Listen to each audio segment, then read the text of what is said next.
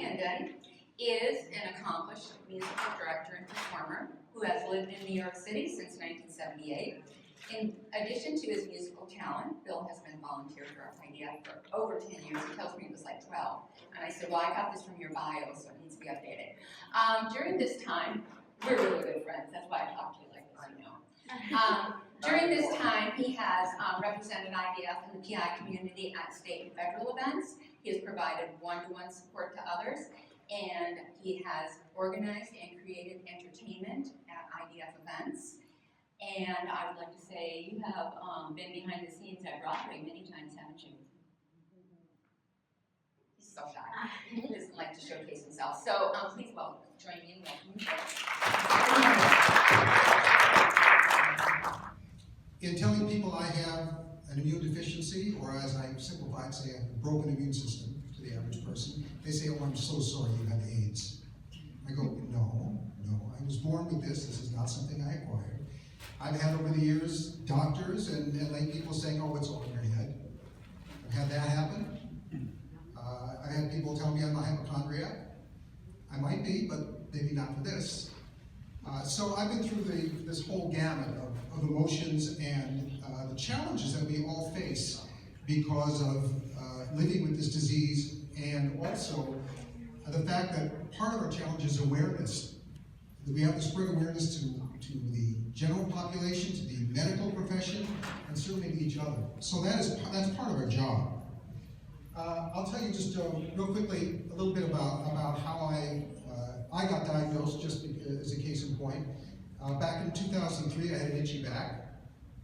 Went to my allergist, and he said, I'll send you, my dermatologist, he said, I'll send you to an allergist, and we'll see what's going on. So I get sent to an allergist, who's an immunologist, and she took blood work and took my medical history, and I came back in a few weeks. She said, well, I don't care about your itchy back. I'm going to give you a pneumonia vaccine and take some more blood. And I said, why? She said, just do this and come back in a few weeks, in about 6 weeks, and I'll explain. We went through the testing and things like that, and I came back. She said, you have something called a primary immunodeficiency. And I went, what's that? I had no idea. She said, and she explained a little bit, and then, thank you IDF, she put this book in front of me on the table. She said, you're page 18, CDID. Read up on this, basics on the immune system, and then read up on CDID, and come back in a few weeks and decide this is the kind of therapy that we can do IVIG, and if you'd like to start with that, we can do that. But think about it for a couple weeks, because it's a commitment. I did. It took me about 10 minutes, but I came back in about a couple weeks, and I said, let's start it. My story, and I've been on it since 2004. It's been 12 years. During that time, I've gone off it a couple of times, but for the most part, I've stayed on it. There have been challenges over these 12 years. There are times I've had to fight to stay on this therapy, speak up for myself, and I've had to learn to be a very strong advocate, because there are a lot of cases where we get discounted. What we all have in common here is the fact that each of our stories is unique.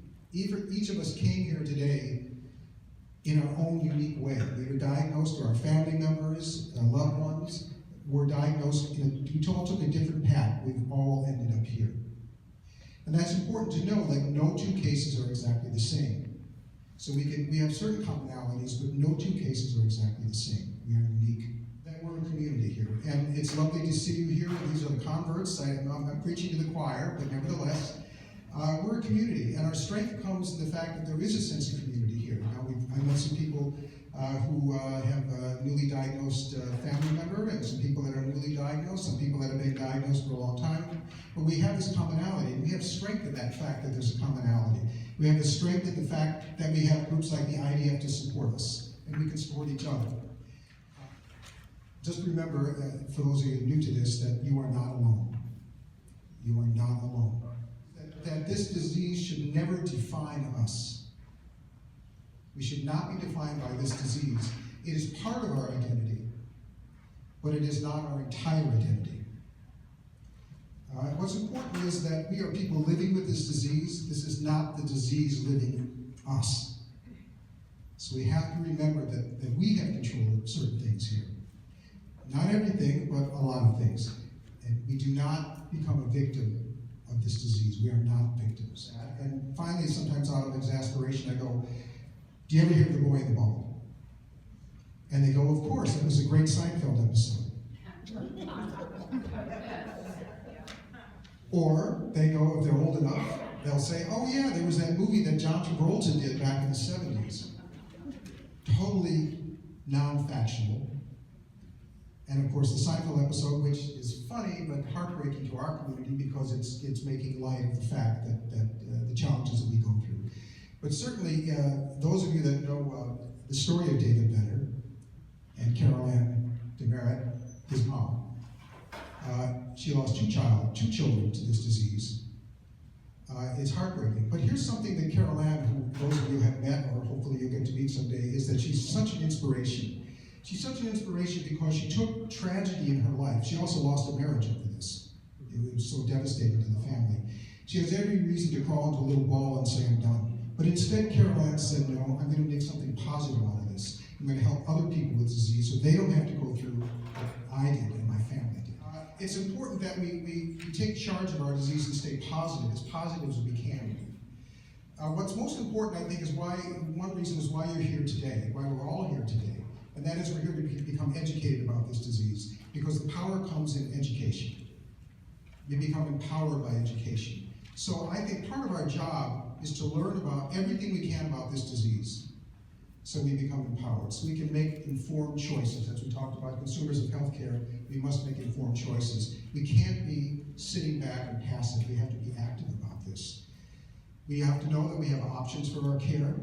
We have to know we have groups like the IDF that give us tremendous amount of support. We always are just a phone call away or an email away from Kathy and the staff at the IDF to help us with questions that we have.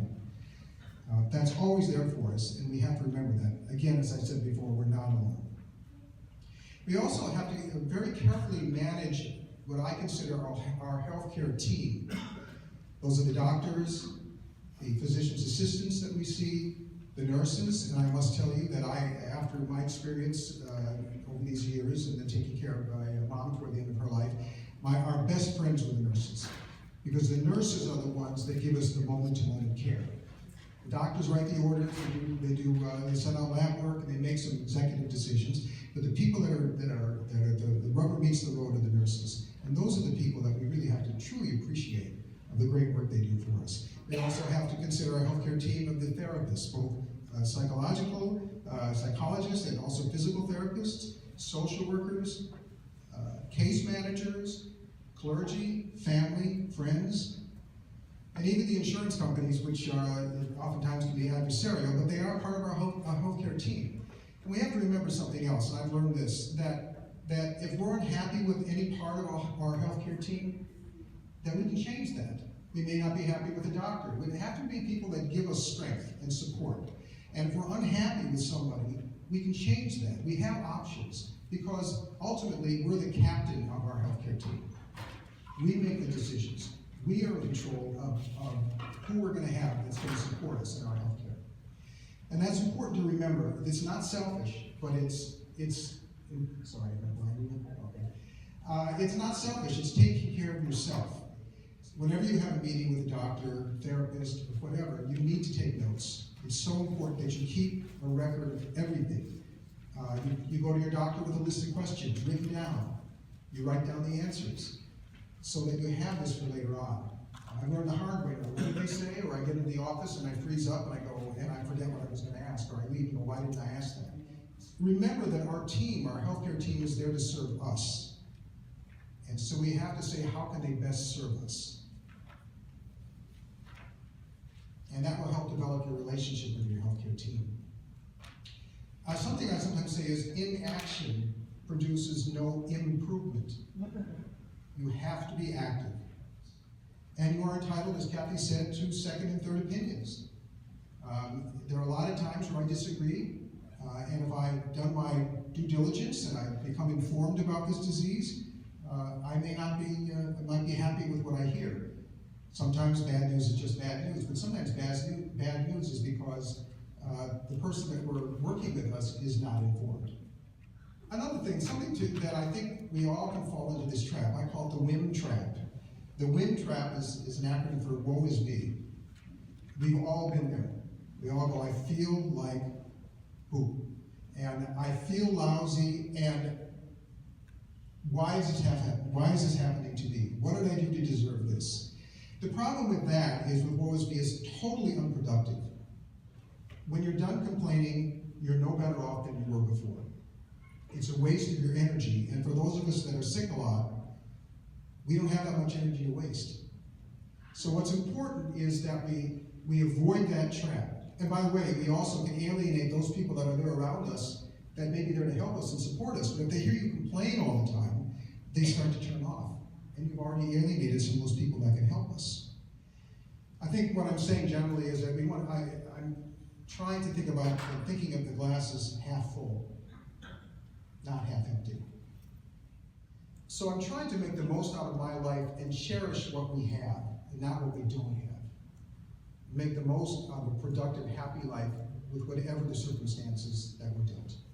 And to say to be grateful for what you do have and not what you don't have. I'm going to tell you just two quick stories. Early on in my IVIG therapy, I'm on sub-Q now, by the way, but for a number of years I was on IVIG. I used to go to the infusion suite, and I used to every month be sitting next to someone named Christy. And Christy was a lovely lady, and we would chat. You know, sometimes we'd sleep while we were getting, under the bottle, but there were other times we'd chat. And I remember coming into Christy after a couple of months and said, "How have you been?" She said, "Well, pretty good. I've only been in the hospital for 2 weeks this month." I said, "Oh, I'm so sorry to hear that. That's just terrible." She said, "No, you don't understand. I used to be in the hospital for 6 weeks at a time." She said, "Because of this therapy, I've got 2, 3, 4 weeks at a time that I'm healthy and I'm feeling good. I never had this before I had the therapy. So I'm grateful to have those 2 or 3 weeks of productive, happy life." So she looked at it in a very positive way, and she was an inspiration to me. The other story is perhaps an urban myth, but I've heard this in entertainment for many years. There was a very, very famous actress, singer in the history of American entertainment, who, the story, just an incredibly tragic life, seemingly, but still managed to perform much of her life. She had a scrapbook. The scrapbook was filled with cuttings from newspaper articles and magazine articles about terrible things that happened, tragedies all over the world. And she kept a scrapbook of these things. And even with her tortured life, the front of the scrapbook was entitled, "You Think You Got It Bad." And I think it's important that we keep that in mind. Never give up, even on our most difficult days, because better days will come. And I think I'll just close to say that knowledge is power. The more you can learn about this disease, the better. Knowledge is power. Power brings empowerment. And if we feel a sense of empowerment and some control over our situation, our lives become better, stronger, and more positive. I wish you all the best, and thank you very much for letting me speak.